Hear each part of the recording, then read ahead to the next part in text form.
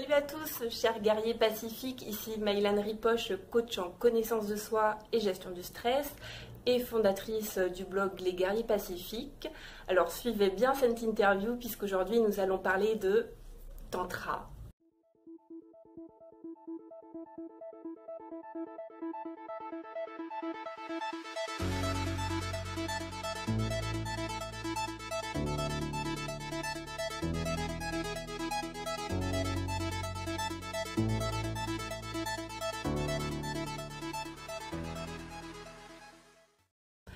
Alors, et pour cela, donc, je suis avec Nathalie Giraud, donc sexothérapeute, qui est pionnière donc, dans plein de domaines et notamment ça a été la première sexothérapeute à faire des réunions Tupperware, sexy et vibrant en France.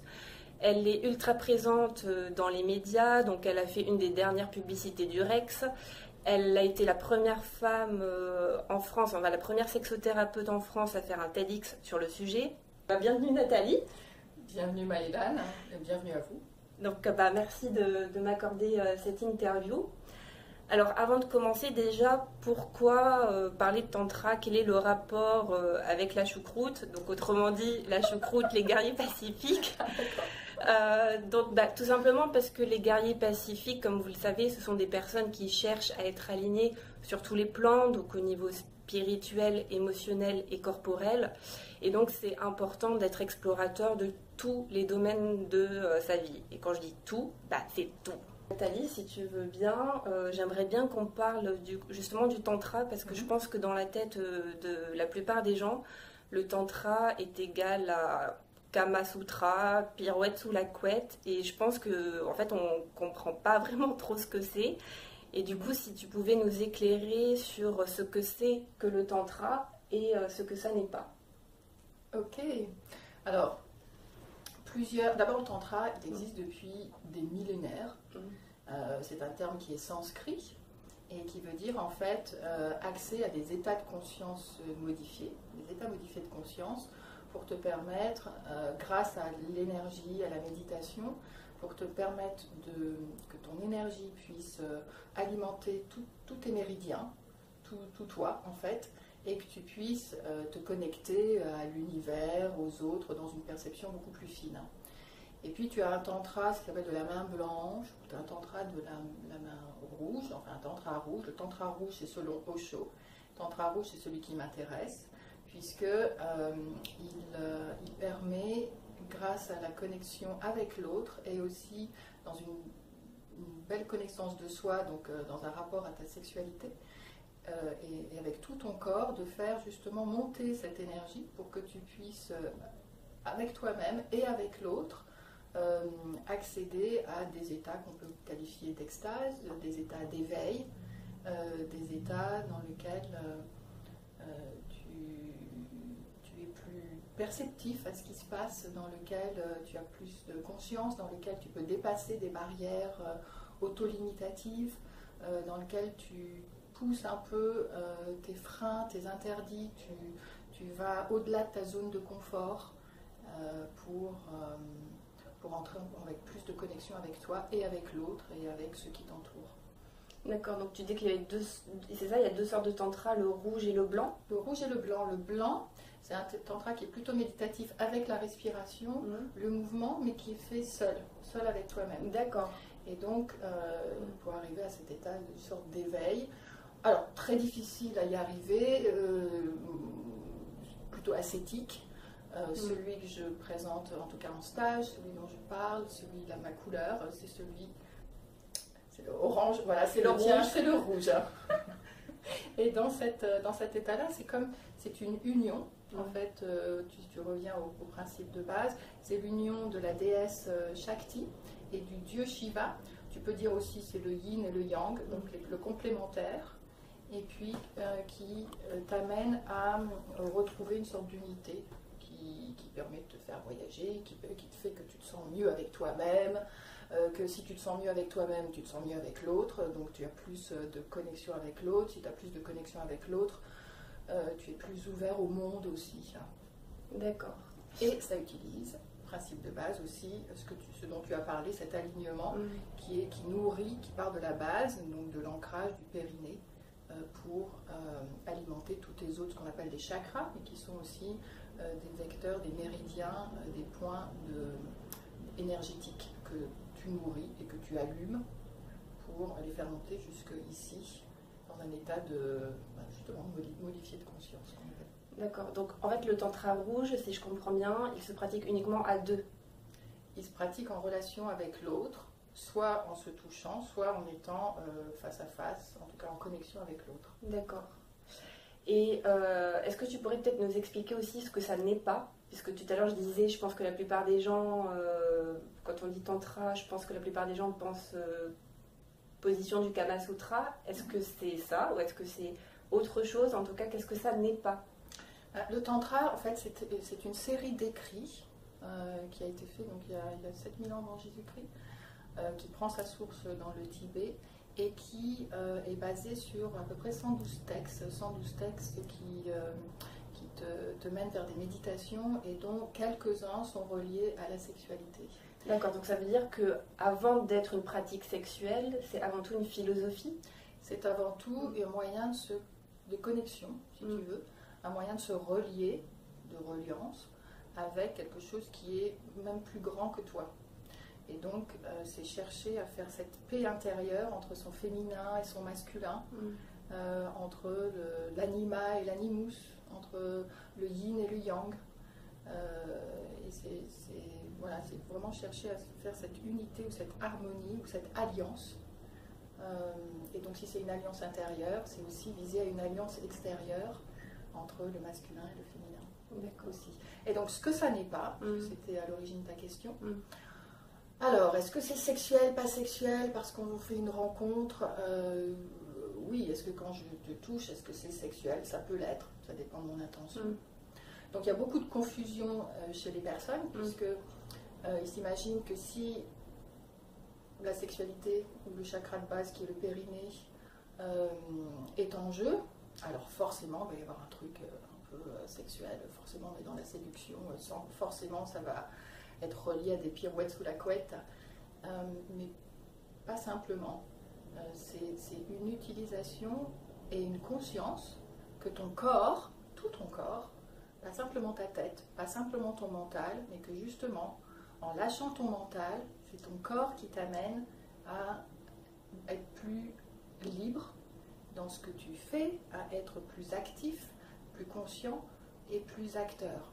Donc ce n'est pas parce qu'il peut y avoir un toucher que ça peut être sexuel. D'accord. Donc c'est pas une partouze, puisqu'on imagine que si deux personnes ne se connaissent pas, sont en face à face et peuvent être dénudées et commencent à respirer ensemble en se regardant, forcément ça va être quelque chose qui va dévier. Non, pas forcément. D'accord. Et du coup, toi justement, qu'est-ce qui t'a amené à découvrir le tantra? Est-ce que tu peux nous partager un petit peu ton histoire, ton parcours? Qu'est-ce qui t'a amené à t'intéresser au tantra? Alors la plus belle des découvertes, qui est, ça s'est fait, je l'ai vécu. Donc quand c'était pas ni exercice, je ne l'ai pas vécu comme une pratique, je ne l'ai pas vécu comme des exercices imposés, je n'ai pas été en stage. J'ai eu la chance de rencontrer un homme qui était un tantrika et qui m'a amené dans ses propositions de rencontre à cette conscience qui était, quand il était avec moi, il était 150% avec moi. Donc c'est vraiment la qualité de présence au moment présent du coup. Donc la qualité de présence était quelque chose dont je n'avais jamais fait l'expérience de cette façon. Et donc c'est vraiment rentrer en contact. Tu es non pas présent physiquement, mais tu es aussi présent psychiquement. Tu es avec et pas barré dans une projection, qu'est-ce que je vais faire plus tard, comment ça va se passer, dans un fantasme de l'autre. Mais tu es dans cette qualité de reliance qui est hyper puissante.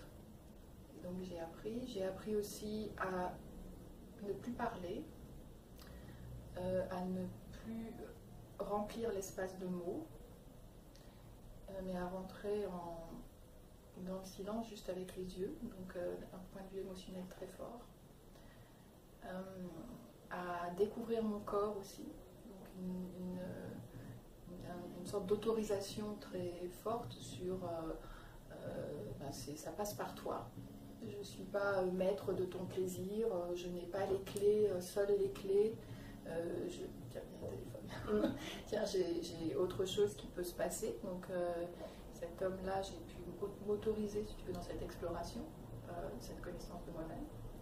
Et puis des méditations qui n'étaient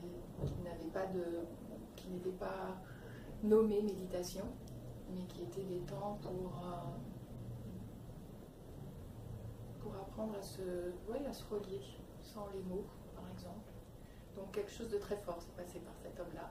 Et puis après par des lectures, diverses lectures dont je vous parlerai après. D'accord. Et du coup, concrètement, pour les personnes qui aimeraient s'initier au tantra ou qui aimeraient pratiquer au quotidien, comment ça se traduit ou comment on pourrait le mettre en pratique au quotidien, qu'on soit en couple ou voire seul? Je ne sais pas si c'est possible de le faire quand on est célibataire, de le pratiquer quand on est célibataire. Alors, première chose, connaissance de soi. Donc ça passe un aspect important du guerrier pacifique. Donc tout ce qui est poser les mains sur soi, par exemple. Donc s'honorer. Tu peux t'honorer, tu peux, dans la masturbation par exemple, la masturbation avec une conscience qui est quelque chose qui va au-delà du mécanique. Donc qu'est-ce que tu mets dans les mains que tu poses sur toi? Comment est-ce que tu peux t'honorer, par exemple? Donc première chose, ça tu peux le faire seul. Après c'est une demande au quotidien. Quand tu es avec une autre personne, quel que soit, si c'est ton amoureux, pas ton amoureux, si tu es là maintenant en interview, est-ce que je suis avec toi ou est-ce que je suis déjà barrée dans quelle autre question est-ce que tu vas me poser? Tiens, je me demande si je suis bien dans la caméra, là non, là ça va. Donc voilà, je me recentrer sur moi, sur cet espace intérieur. Fait que c'est important cette qualité de présence ici et maintenant. C'est vraiment deux aspects très très forts. Et puis donc ça c'est ce que tu peux faire au quotidien. Donc t'ouvrir à toi-même. Être vraiment présent oui. à l'ici et maintenant. Oui, vraiment très très. C'est vraiment ça ce que nous apprend en tout cas Osho, un des maîtres du tantra à l'occidental. Qui a beaucoup fait justement pour que cette pratique tantra, en fait, c'est tisser des liens. C'est vraiment tisser des liens et aller vers une expansion de conscience. Donc c'est vraiment pour mettre autre chose que du mental sur cette pratique de reliance. Et donc c'est dans son corps, vraiment. Donc c'est vraiment être dans les sensations corporelles. Oui. Sensations corporelles de base, tu vois là il y a un peu de soleil. Qu'elles soient sexuelles ou pas, hein, c'est ça. Alors tout est sexuel, tout, puisque la libido c'est ta source de vie, c'est ta source d'envie, c'est celle qui te met, qui met de l'impulse, c'est celle qui met du mouvement, c'est celle qui met de la vibration, du son, donc tout est sexuel. La libido c'est ta source de vie. Tu n'en as plus, généralement tu es en dépression. Tu n'as plus envie, tu n'es plus en vie. Tu n'as plus d'envie, c'est juste ça coupe ta source qui est créative, qui est d'avoir envie de te relier à toi, d'être curieux, d'être explorateur, d'être éveillé, qui laisse de côté les jugements, qui te donne des pulsions créatrices. Tout ça, ça vient de la libido. Donc tout est sexuel. Et du coup, concrètement, quel conseil tu pourrais donner pour commencer, par exemple, pour les couples qui nous écoutent, ça serait quoi les premiers gestes ou les premières intentions, en tout cas, quel conseil tu pourrais donner déjà pour commencer? Beaucoup de tantra se fait par rituel. Donc le rituel te permet de poser un moment et de consacrer un moment sur lequel tu as ton attention qui va être portée vers ce que tu as décidé de mettre en place. Ça peut être l'attention consacrée au couple. Donc tu peux poser une bougie. Vous allez pouvoir tous les deux aller choisir une bougie et vous savez que quand vous l'allumez, c'est du temps pour vous. Et que quand vous éteignez la bougie, c'est du temps que vous remettez pour chacun vaquer vos occupations, etc. Donc le rituel qui est un moment dédié avec une intention particulière, ça peut être un moyen de commencer dans des pratiques tantriques en quelque sorte. Après, tu as 3 clés dans le tantra, enfin 3 grandes clés en tout cas dans le tantra, ou c'est les 3 grandes clés qui sonnent, enfin en tout cas qui résonnent en moi. C'est la clé de la respiration. Donc respirer ensemble. Ça peut être respirer ensemble, respirer asynchrone, mais en tout cas dans cette conscience que dans la respiration, ton énergie peut monter. Et que souvent, dans la vie de tous les jours, on est un peu en apnée. Donc c'est reprendre contact avec sa respiration. C'est reprendre vraiment contact. Vraiment comme la méditation. C'est très proche de la méditation aussi. Le tantra, donc c'est comme toute clé de respiration. Dans quel moment dans ta vie est-ce que tu as des temps pour la respiration? Ou est-ce que ton agenda il est hyper bloqué, tu n'as pas de temps pour toi, tu n'as plus de temps pour ton couple? Donc remettre du temps de respiration pour le couple. À tous les niveaux. À tous les niveaux. Ça peut être aussi prendre le temps, puisque de faire des pratiques l'un en face de l'autre, dans lequel la respiration est clé. Soit avec la flûte, soit avec la vague, qui sont deux outils et de liens pour amener, plus tu respires, plus tu lâches ton mental. Donc plus on ramène l'attention au corps et plus on lâche le mental, l'esprit. Ouais. Et donc, et plus tu as cet espace de totale connexion avec ton partenaire. Et tu as le son. Donc le son qui est oser s'exprimer, puisque en plus on va oser s'exprimer dans l'intime. Et l'intime, communication de l'intime assez dure, parfois pas facile du tout.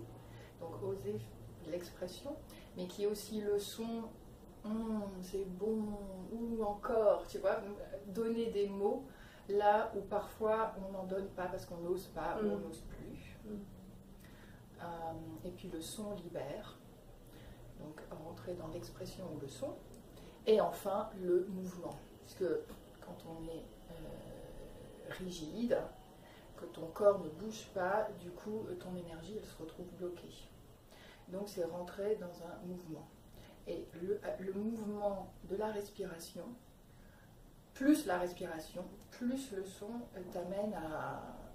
D'abord tu ouvres ton corps, donc tu accueilles ce qui se passe, et puis tu peux accueillir l'autre. Si tu es replié sur toi-même, déjà c'est très difficile d'être dans... c'est ton corps que tu fermes, donc c'est non seulement ton corps que tu fermes, mais c'est aussi la possibilité que tu laisses l'autre rentrer dans cet espace-là qui peut être fermé aussi. Donc ça, c'est s'ouvrir à soi, puis s'ouvrir à l'autre. D'accord. Et est-ce que, quand on parle de tantra, est-ce que ça veut forcément dire, avec le happy end, en tout cas, est-ce qu'il y a forcément pénétration? Non. Non, parce que il n'y a pas. Voilà, parce que je pense que dans la tête aussi de la plupart des gens, on peut aussi, il peut y avoir aussi des confusions par rapport à ça. Alors, est-ce qu'il y a, comme on dit, pénis, non, vagin, avec une conclusion? Il peut y avoir un happy ending. Mais pas nécessairement. Pas nécessairement, parce que l'objectif n'est pas nécessairement de s'envoyer en l'air pour se connecter.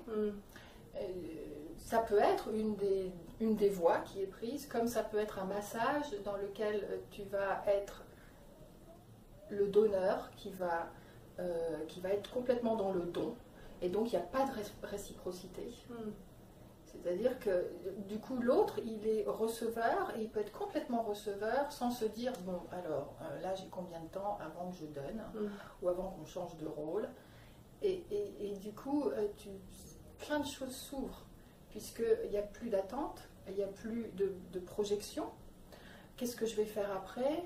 Ah oui, mais c'est pas gratuit. Donc il y a une gratuité, et il y a des rôles qui peuvent être complètement, complètement avec. Donc quand je suis donneur, je suis complètement donneur. Quand je fais un massage, je donne le massage. Quand je reçois le massage, je peux complètement le recevoir. Donc c'est toujours lié à cette notion d'instant présent. Oui, carpe diem à l'instant présent. Ce qui fait que c'est beaucoup plus relax, par exemple, dans le couple, lorsque tu mets un rituel et que tu sais que c'est un massage qui est donné et qui n'a pas de but de gratification sexuelle ou qui amène une relation sexuelle. Oui, mais pas forcément. C'est faire avec ce qui est. C'est-à-dire que c'est plus relié, c'est plus connoté, c'est détaché de cette intention-là. Ce qui fait que ça donne beaucoup plus de liberté. D'accord. Et donc le toucher avec le massage, par exemple, le massage tantrique justement, qui est un massage global de tout le corps, puisque le sexe n'est pas mis de côté parce que c'est une région qu'on ne touche pas, c'est tout le corps qui est alimenté. Donc ça peut être un massage extrêmement puissant, fort, et sur lequel il peut ne pas y avoir de réciprocité. Mais comme il peut y en avoir. Et ça c'est dit, tu vois, c'est exprimé, c'est explicité. Donc tu mets des mots. Je pense que c'est important de le préciser parce que je pense qu'il y a aussi beaucoup de confusion par rapport à ça, donc merci de l'avoir précisé. Tout à l'heure tu parlais d'ouvrages que tu voulais conseiller. Alors est-ce que tu peux nous donner quelques références? Oui, je vais même vous les montrer. J'ai commencé avec celui-là. Donc Tantra, spiritualité et sexe de Osho. Ouais. Alors Osho, je vous en ai un peu parlé, c'est vraiment la personne, un des maîtres spirituels en quelque sorte, qui a amené le Tantra en Occident, en tout cas qui l'a rendu accessible par des méditations dynamiques, c'est-à-dire que ce n'est pas une méditation où je regarde une bougie et je ne fais rien, au contraire c'est quand tout le corps bouge. Donc il a amené cette notion très pratique du mouvement, et par le mouvement tu lâches ton mental. Donc celui-là. J'ai l'homme tout. Ici l'homme tout. Alors un super beau bouquin de Gérard Longuet et de Sylvie Carlet, donc qui mêle le tantra, la créativité et le chamanisme, donc le rapport à la nature. Parce qu'il y a un rapport à la nature qui est très fort aussi, de rythme. Je parlais de connexion à soi, connexion à l'autre, connexion à la nature. Donc très beau, je l'ai offert d'ailleurs à mon fils pour ses 18 ans. C'est vrai, super. Il y en a un tout nouveau, celui de Nathalie Vira, qui s'appelle Lâcher prise, promenade au pays de la conscience. Une collection que j'aime bien, qui est dans les manuels qui sont pratiques, qui est l'éveil de la femme à la sexualité tantrique. Alors pourquoi je parle de la femme? Parce que pour moi la femme est initiatrice, et donc elle vient aussi initier l'homme. Et beaucoup de la réconciliation passe de la femme vers l'homme. Donc l'éveil de la femme à la sexualité tantrique, c'est du docteur Shakti Marie Malan, et aux éditions Courrier du Livre aussi, avec tout plein de, vous voyez, j'ai toujours des petits trucs dedans.